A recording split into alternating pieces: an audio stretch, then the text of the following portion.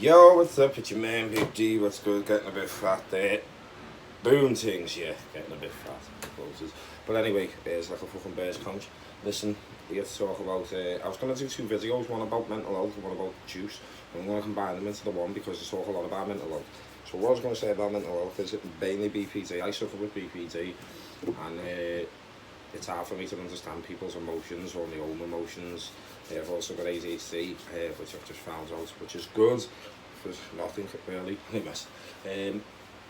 What do I do for it? I go to groups, I talk a lot about it on this. I do talk openly a lot about it, so people probably know what I've done, what I haven't done, what's helped me and that. But I attend groups and go to meetings and stuff like that, and anything that's going to, see I'm itching all over the place now because it's weird to talk about, but anything that's going to help me, I try and read as much as I can as well, articles. I don't try and get overwhelmed by what I'm reading either and try and label myself or go, well, this is me.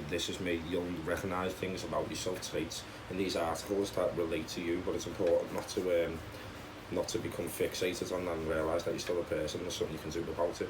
That takes years and of hard work, discipline. You'll always slip back as well. I slip back all the time. Like this week I had a great weekend and still slip back into depression and low moods, back to low moods and suicidal thoughts and everything, and that was only Monday, Tuesday, and I was bad, you know what I mean, but I got over it, I got through it, mainly because I was being a dickhead, and because of the feeling that you'd have of hurting other people and being a knobhead, so you basically pull yourself back around because it becomes embarrassing.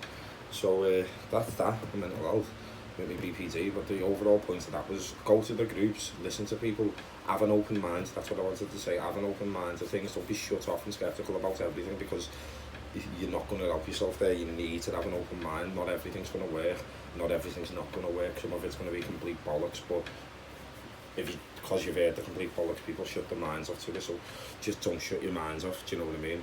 Now, with the subject, right, I don't usually speak about it, juice baby, steroids, am I on now? No, I'm not on anything, and that's the God's honest truth, and what I'll tell you. I will be back on and I'll tell you exactly what I'm going to take.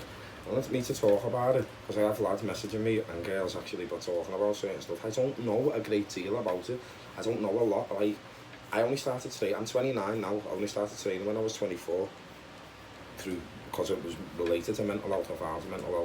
I found a gym in a mental health hospital and then just stuck with it and it helped me out from there. If you know my story, you'll know that. I didn't take a steroid till I was 26, 27. I was training solidly, properly and solidly, eating correctly and all that, learning as much as I could for the first 2 years about my own body.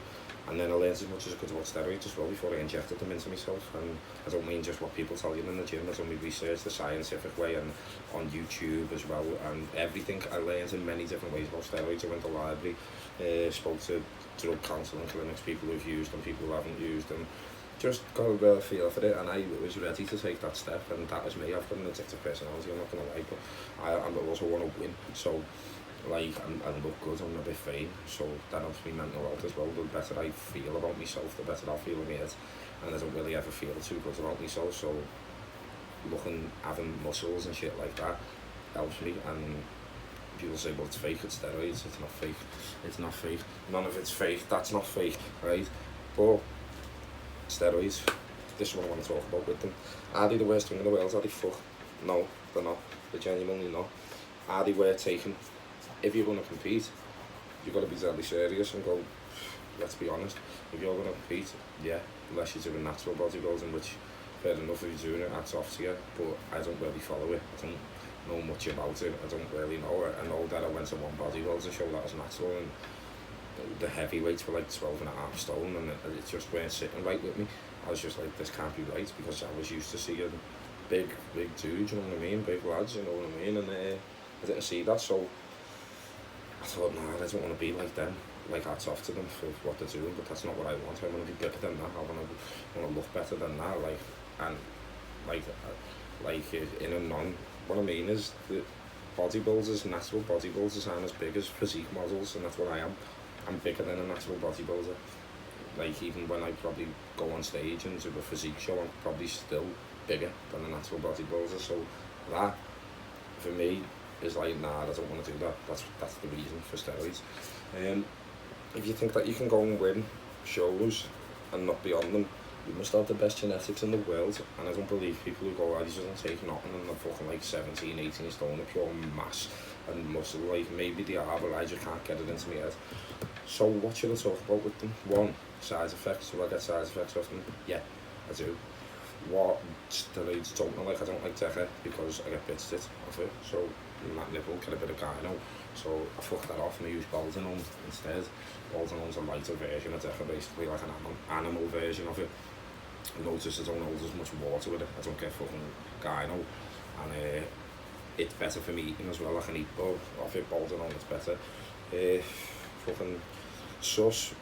I have a problem with my skin and I didn't know this, but it was actually my coach, right? He said if you take sus, you fucking just opening a fucking gateway to hell with your skin because it's 5 different testosterone blends. So it'll fucking, if you've got a skin problem, it'll enhance it, make it 10 times worse, and could just give you acne anyway.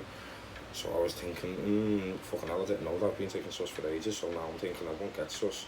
And because I used to get sus and Deca, because I've got bad skin and I don't like what Deca's doing to me anyway, then that means that I've probably been, even me, I've been getting it fucking wrong for a bit. I should have swerved the sus and the Deca, and I took test entonate, test acetate to get it in quicker, or propionate with Boldenone to bulk.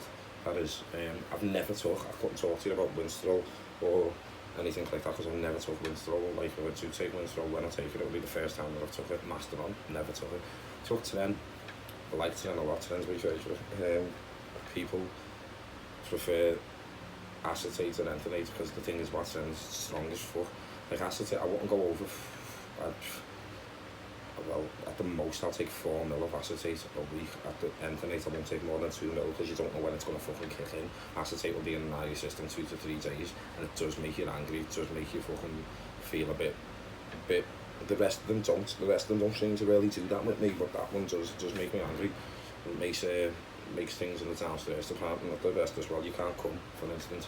I've never had Deca. Oh yeah, I have once, but that's not really a problem getting hard for me, but on Tren, I'm not going to lie, I can't come.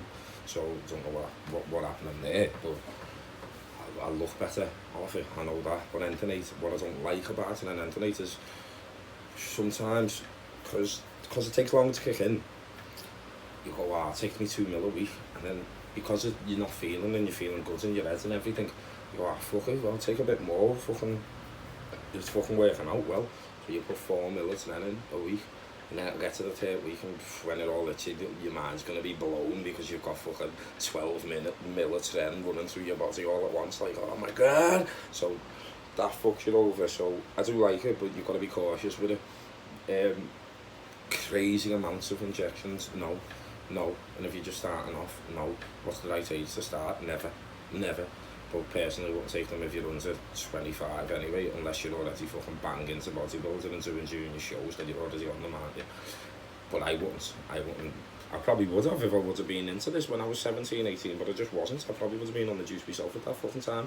I just weren't. I never got into it until I was 24, and the first thing I thought about in the gym when taking steroids, to be honest, it was about, I knew what they were. I'm not going to say I don't know what they are, because I fucking did. I knew what a steroid was. I didn't know how it worked, and I wanted to do my own research because I was one of them people who just thought, yeah, it fills you with water, you're just a big balloon, you can pop you. And when you learn about your muscles and your body anyway, you realise that you're filled with water anyway, and that's what creates your muscle, water. So you've got to do your own research. If you want to know more shit about this, you want to follow better people than me on Instagram, like Muscle Stop and Gym Body Power, because I'm not saying the experts on steroids, or I'm not trying to say that that's what they're about, is all they're about is steroids. And what I'm saying is they've been around, especially Darren and Gym Body Power. He's been around for a long time. He's won everything there fucking is to win. Because the turn pro, he's just fucking, it is what it is. But, and he's been around the best, and like saying people like Nathan Ziashin and things like that, and he's not going to bullshit you all right to you, and neither is Muscle Stop. Like Kyle won't, it's on his Instagram. They're not going to fuck you about, bullshit you, lie to you, and they've got a hell of a lot more information than what I've got about all of it. Do you know what I mean? I'm just giving you experiences of what I've had with it. If you need to know a little bit more about any experience I've had, the weight gains, or what I felt bad, because really I haven't had major bad sides of steroids. I'm not gonna lie, I've never really had a bad, proper bad effects of them. I've only seen gains. The only bad effect I've had of some of them being a bit shit. I haven't really seen the gains that I've wanted to see. Apart from that though, nothing really really weird talking about. That's bad. That hasn't been fixable for me, or on the insides and that were working well often, and the organs I was getting regular checks. I stick to taking me steroid stuff though, like my liver defender and me milk thistle, and I was drinking cranberry juice when I'm on them. I do follow like a protocol to myself to make sure I'm as healthy as can be while I'm on them as well. I don't just take them blindly and fucking go, well, I know that different to steroids. This is what I mean about doing your research, like, and it's specific to an individual. Like certain things, when you do your research about it before you even took them, you'll know that certain things may happen to one person that won't happen to you, or certain things may happen to you that don't happen to another person. It's specific, and it's trial and error. That's the twat about it. Just because you've read, or someone took 60 ball a day and they've fucking put on 2 stone in a month, you could take 60 ball a day and put 2 stone in a week, but you could take 60 ball a day and not put 2 stone on in a month. You know what I mean? It's subjective to you as a person, and you've got to, like I said, trial and error. Someone will have 2 steroids that work absolutely fantastic for them, and that's all they need, and someone with the same 2 steroids will be like, they're shit, even if it's the same brand, the same company, whatever. Their body just isn't responsive to it. So that's what you need to know about it. But before you think about the juice and that as well, get your diets right. Because my diet, if I'm going to a show, I'm going to that, I'm going to Gym Body Power, because I don't know what I need to do for myself to get myself on that stage. I'm not going to lie. I know how to make myself look relatively good. That's what I'm about. I know how to make someone look like they've got a beach body.